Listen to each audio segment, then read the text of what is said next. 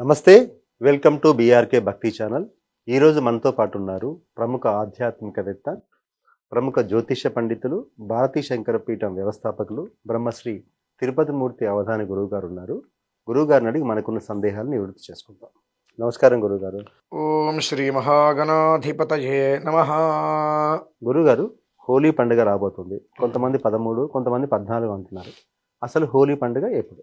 ఫాల్గుణ పౌర్ణిమ మనకు 2 రోజులు వచ్చిందండి.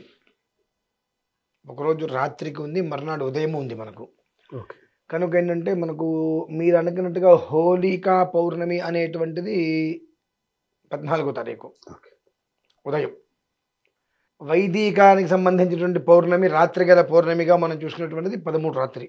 కాబట్టి హోలీ పౌర్ణమి అనేటువంటిది చాలా విశేషమైంది. దారైపోయే దరిద్రాన్ని మొత్తాన్ని కూడా నెత్తి మీద పెట్టుకోవడానికి మంచి రోజు. ఓకే, అంటే 14వ తారీఖు హోలీ చేసుకోవాలంటున్నారు. ఈ హోలీ పండుగని ఎలా జరుపుకుంటే, అంటే ఆ రోజు మనం చేయకూడని పనులేంటి? అదే చెప్తున్నానండి. అది ఏం చేస్తే మన ఇంట్లో దరిద్రం వస్తుంది? దారైపోయే దరిద్రాన్ని మొత్తం నెత్తి మీద పెట్టుకోవాలంటే 4 పనులు చేయండి. మనం చేసేవి అవే కదండి. ఓకే. మంచొద్దు, శోభాయమానం వద్దు, ఎంతసేపటికి కూడా తాగి తందనాలాడి రోడ్డు మీద చెత్త మొత్తం ఇంట్లో పోయటమే మినహాయిస్తే ఇల్లు మొత్తం ముడుచుకొని చెత్త తీసుకెళ్ళి పక్కన పోద్దాం అనేటువంటిది మనకు ఉండదు. కరెక్ట్. అంటే ముందు హోలీ అంటే ఏంటో మనం తెలుసుకోవాలండి. ప్రేమకు చిహ్నం హోలీ. ప్రేమకు చిహ్నం. గోపికలతోటి శ్రీకృష్ణుడు ఆడినటువంటి ఒక ఆట. ఈ మన వాళ్ళు చాలా మంది పాపం ఉదయం లేస్తే గడ్డి, గాదం, తౌడు, మిక్చర్ తినే వాళ్ళు చాలా మంది ఉన్నారు అన్నానికి బదులు. వాళ్ళందరూ శ్రీకృష్ణుడి గురించి 16,000 మంది గోపికల గురించి మాట్లాడితే 16,000 మంది గోపికలతో ఉన్నాడు అని ఇష్టం వచ్చినట్టు మాట్లాడతారు అనుకుంటా. బహుశా వీళ్ళు ఏనాడు అనంతులు ఉండరు, పందిపాలు తాగుంటారు, అందుకని అట్లా తయారయ్యారు. అత పూర్వంలో అయిన త్రేతాయుగంలో సీతమ్మవారిని లంక నుంచి తీసుకురావడానికి వచ్చినప్పుడు ఎంతో మంది వానరులు ఆంజనేయ స్వామి వారికి సేవ చేశారు. ఆ సమయంలో వాళ్ళందరూ కూడా ఆ రాముడి వారిని కావలించుకోవాలని కోరుకుంటారండి. ఆయన ప్రేమని పొందాలి, నాకు శ్రీరాముడి యొక్క ప్రేమ నాకు కావాలి, ఆంజనేయ స్వామిని మాత్రం దగ్గర తీసుకున్నారు, అందరినీ కావాలని చెప్పి కోరుకొని అందరూ ఆయన వంక దీనంగా చూస్తూ ఉంటారు. మరుసటి జన్మ నాది కృష్ణావతారం వస్తుంది, మీరందరూ కూడా గోపికలుగా వస్తారు, అప్పుడు నా ప్రేమను పొందుతారు అని చెప్తారు ఆయన. నా ప్రేమని పొందుతారని చెప్పి వాళ్ళందరికీ వరాలను ఇస్తారు. ఆ వర ప్రభావం ద్వారా వారందరూ కూడా గోపికలుగా వస్తారు. రామావతారంలో సీతా అమ్మవారి కోసమై వీళ్ళందరూ చేసిన సేవకి కృష్ణావతారంలో శ్రీకృష్ణ పరమాత్మ ప్రేమను పొందటే వాళ్ళందరూ వచ్చారండి. చాలా బాగుంది. ఈ నిజంగా ఈ విషయం అది మనం తెలుసుకోవాల్సిన విషయం. అది ప్రేమ అనేటువంటిది భార్యాభర్తల మధ్య ఉండొచ్చు, తండ్రి కూతుర్ల మధ్యన ఉండొచ్చు, తల్లి కొడుకుల మధ్యన ఉండొచ్చు, ప్రేమ ఎవరి మీద, మీ మీద నాకు, నా మీద మీకు కూడా ఉండొచ్చండి. ఆ ప్రేమని చూపించడం, నిరూపించుకోవడం. ఎందుకంటే నీ వల్ల నేను వాళ్ళ హాయిగా ఉన్నా కాబట్టి నేను నీకు ఏదైనా చేయాలి, నా మీద నీకు ఇంత ప్రేమ ఉందా, నేను నేను కోపంగా అనుకోవచ్చు, ఏదైనా అనుకోవచ్చు, కానీ నా మీద ఇంత ప్రేమతో నువ్వు నాకు ఇంత ఉపకారం చేసావు కాబట్టి ఆ ప్రేమ నేను నీకు తిరిగి ఇవ్వగలుగుతున్నా అనేటువంటి దాంట్లో అందరూ కలిసి ఆడుకున్నటువంటి ఆట అండి అది. వసంతోత్సవం అది ఖచ్చితంగా. చాలా మంది ప్రేమ అనగానే అక్కడికి వెళ్ళిపోతారు, రకరకాలుగా వెళ్ళిపోతారు. ఒకళ్ళకి ఒకళ్ళుగా ఆప్యాయతతో చక్కగా ఈ వసంతము అనేటువంటిది కాస్త మనకు దైవికంగా వాడేటువంటి ఉంటాయి, కాస్త సున్నం, నీరు అని ఇవన్నీ కలిపి తయారు చేస్తారు. అదేమి ఒంటి మీద వేసుకుంటే నాశనం కాదు, కలర్ కాదు, ఏమీ కాదు. ఒక ఉత్సవంగా చేసుకొని ఆ నీటిని అందరి మీద చల్లుతారు, రంగులు రంగులుగా. ఎప్పుడు కూడా ఆ రంగులు ఎలా అయితే కనుక ఉంటాయో ఆ రంగులు మన మీద వేసుకుంటూ మనం ఎంత ఆనందంగా ఉంటూ ఉంటామో ఆ ఆనందం అనేటువంటిది అందరికీ ఎప్పుడూ కూడా ఉండాలని ఒక ఉద్దేశంతో తీసుకొచ్చింది హోలీ. అలా ఆడుకున్న వాళ్ళు ఎవరున్నారు? మార్వాడీస్ ఉన్నారండి నిజంగా. అవునండి. ఇవాళ కూర్చోండి దాదాపుగా తినటానికి లేని మార్వాడీస్ ఎక్కడా లేరు. ఉండరండి, వాళ్ళ యూనిటీ ఎక్కువ ఉంటుంది. ఒకడు డబ్బులు లేకుండా ఉంటే మిగతా డబ్బులు వేసి మరీ ఒక నిలబెడతారు. అదే అంటున్నా, ఇక్కడ ఒకళ్ళ దగ్గర అడుక్కోవడం కానీ ఏమి ఎక్కడ మనం మార్వాడీస్ చూడలేదు. వాళ్ళు ఎప్పుడు ఒక పొజిషన్లోనే ఉంటారు. ఎందుకంటే వాళ్ళు ఇటువంటివన్నీ కూడా క్రమబద్ధీకరణంగా అక్కడి నుంచి శ్రీకృష్ణ పరమాత్మ నుంచి ఏదైతే వచ్చిందో దాన్ని అలానే జాగ్రత్తగా తీసుకెళ్తుంటారు. కానీ మన వాళ్ళు చేసేటువంటి అతి పెద్ద పాపము, దౌర్భాగ్యము, దారిపోయే దరిద్రం ఏంటంటే రకరకాల రంగులు కొనుక్కొని, కోడిగుడ్లు పెట్టుకొని, కొట్టుకొని, ఒంటి నిండా నానా పెంట చేసుకొని రాత్రి అయ్యేటప్పటికి మందు తాగేస్తారు.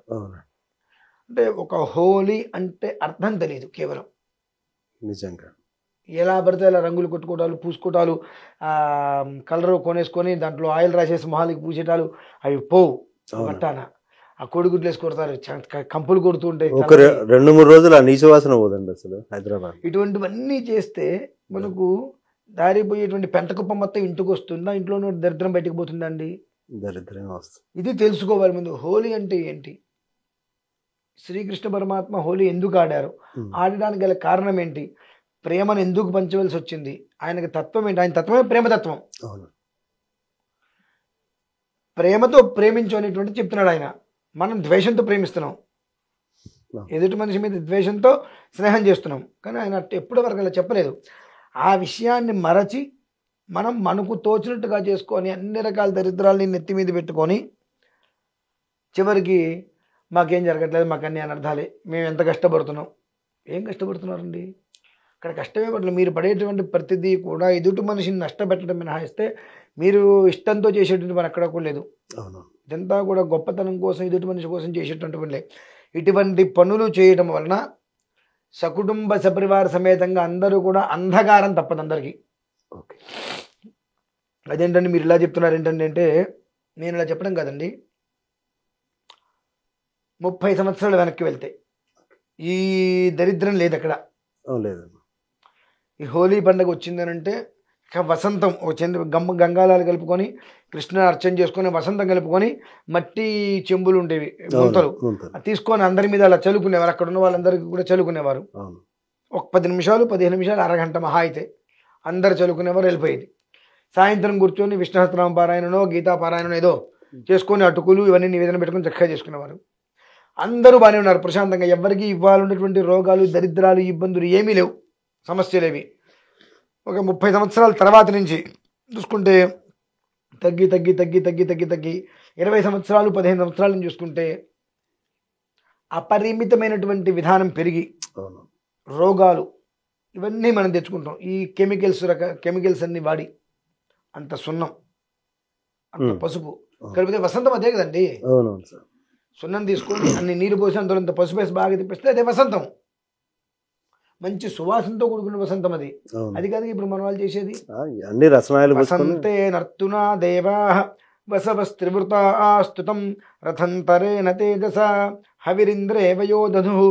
వసంతము అనేటప్పుడు ఈ రెండిట్లో కొన్ని రకాలైనటువంటి మూలికలు, ఈ సుగంధ పరిమళాలు అన్నీ కలిపి వసంతం చేసుకొని చల్లుకోవటం. ఆ చల్లుకోవటం వల్ల ఏమవుతుందంటే అందులో పూర్వంలో జవ్వాది, అగరు, కస్తూరి ఇవన్నీ కూడా మొత్తం మిక్స్ చేసేవారు.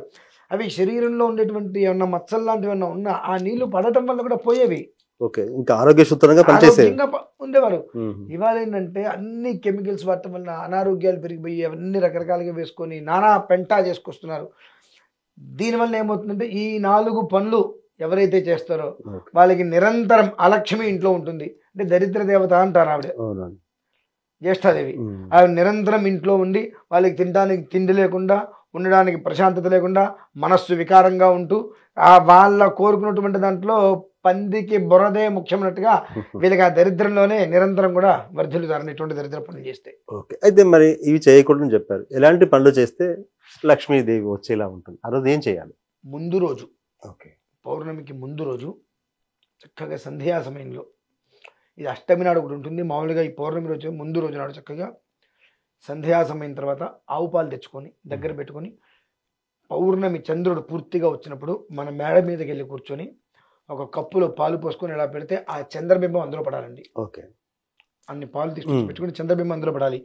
ఆ చంద్రబింబం పడిన దాంట్లో శివలింగం లేదంటే అమ్మవారి రూపు, అమ్మవారి రూపు లేదు మన మెడలో ఏదన్నా ఒక రూపు ఉంది, ఆ రూపు అయినా సరే తీసి పెట్టుకొని, లేదంటే ఏదైనా మనం ఉంగరాలు పెట్టుకుంటాం, ఆ ఉంగరమైనా తీసి అందులో శుభ్రంగా కడిగి అందులో పెట్టి ఆ చంద్రబింబం అందులో పడుతూనే ఉండాలి కనీసం 1 గంట సేపు. ఆ ఉండేటట్టుగా చూసుకొని దానికి కొన్ని మంత్రాలు మేమేముంటాను మేమంటే రుద్రము, నమకము, చమకము చెప్పుకుంటాం. అందరిని ఇది కనుక ఓం నమ శివాయ అని చెప్పి 114 సార్లు, ఇక మనకు చెయ్యలేము అనుకుంటే చేయగలిగాము అక్కడ కూర్చుంటే 1100 సార్లు. ఎంతసేపు అండి? 10 నిమిషాలు 15 అంతే. పంచాక్షరి కాబట్టి ఓ చెంచాడు పాలు తీసుకోవడం, ఓం నమ శివాయ ఓం నమ శివాయ అభిషేకం లాగా అంత గిన్నె పెట్టినప్పుడు ఆ గిన్నె నిండా వచ్చేటట్టుగా ఆ చంద్రబింబం పడుతూ పడుతూనే ఉండదు. ఉంటుంది, నిండా ఉండేటట్టుగా అభిషేకం చేసుకొని ఆ తర్వాత అన్ని పాలు, పట్టికి బెల్లము, ఏదైనా పరమాన్నం నివేదన పెట్టడం, ఇది చేసుకోవాలి. అదేంటండి ఓం నమ శివాయ అంటే పెద్ద మంత్రం కాదు కదా, అందరూ అనేదే కదా అని అనిపిస్తుంది. పృథివ్యాపస్తేజో వాయురాకాశాత్ అనేటువంటివి పంచభూతాలండి. అవును.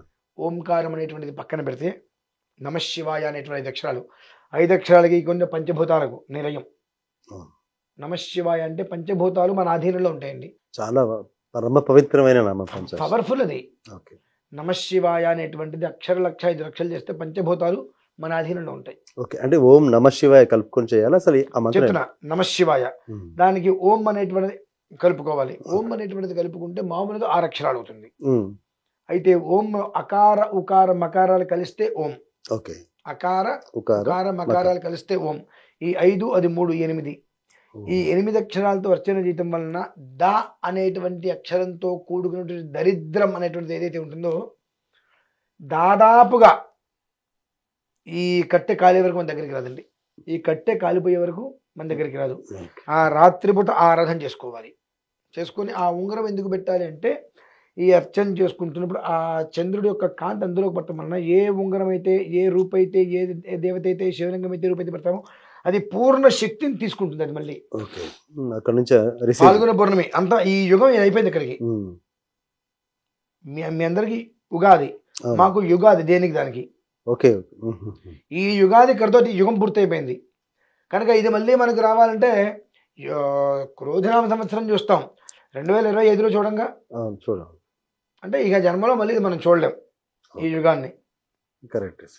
అవునవును. ఇతఃపూర్వం మనకు జరిగిన దోషాలను తీసేసి ఇతఃపరం మంగళావాప్తిరస్తు అంటే అది అందులో పెట్టేసుకొని అభిషేకం పూర్తయిపోయిన తర్వాత శుభ్రంగా మనం ఆ ప్రసాదం తీసేసుకొని ఆ రాత్రి తెల్లవారుల పాలలోని దాని నుంచి మర్నాడు శుభ్రంగా దాన్ని కడిగేసేసి మనం చేతికి పెట్టుకోవడం వల్ల, ధరించడం వల్ల, ఇంట్లో పెట్టడం వల్ల ఇతఃపూర్వం మనం చేసినటువంటి మనకున్నటువంటి అన్ని రకాల దోషాలు పూర్తిగా నిర్వీర్యమైపోయి ఇతఃపరం మంగళావాప్తిరస్తు. ఇక్కడ నుంచి అన్ని శుభాలే జరుగుతాయి. దానికి తోడు ఎప్పుడైతే ఆ రాత్రి పూర్తి చేసుకొని మర్నాడు ఉదయం ఈ యొక్క హోలీ అనేటువంటిది చక్కగా కృష్ణ పరమాత్మకి నమస్కారం చేసుకొని గీతాపారాయణ చేసుకొని కొంత గిన్నె నిండా అంత సున్నం వేసి అంత పసుపు వేసి కాస్త సుగంధ ద్రవ్యాలు బాగా కలిపేసేసి అలా పెట్టేసేసుకొని ఆ స్వామివారిని అర్చన చేసుకున్న తర్వాత ఆ స్వామివారి మీద అది ప్రోక్షణ చేసి అది వీళ్ళందరూ కూడా నెత్తి చల్లుకోవాలి. ఆ ఒక గంటన్నర తర్వాత మొత్తం పూర్తిగా ఇంకిపోయిందంటే అప్పుడు మనం స్నానం చేసేసి మళ్ళీ కృష్ణుడికి నమస్కారం చేసుకోవడం, కాస్త మనం భోజనాలు లాంటివి చేసుకొని సాయంత్రం టైంలో గీతాపారాయణం మళ్ళీ విష్ణుసహస్రనామం పారాయణ నేను అటుకులు నివేదన పెట్టి నమస్కారం చేసుకోవడం, ఇది విధానం. దీనివల్ల ఏమవుతుంది, అష్టసిద్ధులు మన వశమవుతాయి, నవనిధులు మన దగ్గరే ఉంటాయి. దారిపోయే దరిద్రం కానీ, దరిద్రం అనేటువంటి పదం కానీ మన పరిసరాలలో ఈ కట్టె ఉన్నంతకాలం కూడా దరిచేరదండి. అంత విశేషమైనటువంటి పర్వదినం, జీవితానికి మోక్షాన్ని ఇచ్చేటువంటి రోజు రేపటి రోజు. ఆ రోజు చాలా పవర్ఫుల్. కానీ మనం మోక్షం కాదు కదా, దరిద్రాన్ని తెచ్చుకునే రోజుగా మార్చుకున్నాం. యాజన్మ అంతా మనం తెచ్చుకునేదే దాన్ని. కానీ నిజంగా సార్ మంచి విశ్లేషణ. ఏం చెయ్యాలి, ఏం చేయకూడదు, దరిద్రాన్ని కొని తెచ్చుకోకుండా శ్రీకృష్ణ పరమాత్మని మనసులో తలుచుకొని జీవితంలో మంచి భవిష్యత్తు ఎదగమని, చాలా మంచి ప్రేమ తత్వాన్ని పంచాలి అంటే మన వాళ్ళు ఏమంటారు, శ్రీకృష్ణుడు 16,000 మంది గోపికలు కదండి, నేను కూడా కనిపించిన ప్రారంభానికి ప్రేమ పంచేస్తాంటే సెట్ అవ్వదు. లేదు, ఆ ప్రేమ కాదు, మానసికంగా అందరికీ ఉండే ప్రేమ. చాలా బాగా విశ్లేషించారు. ధన్యవాదాలు.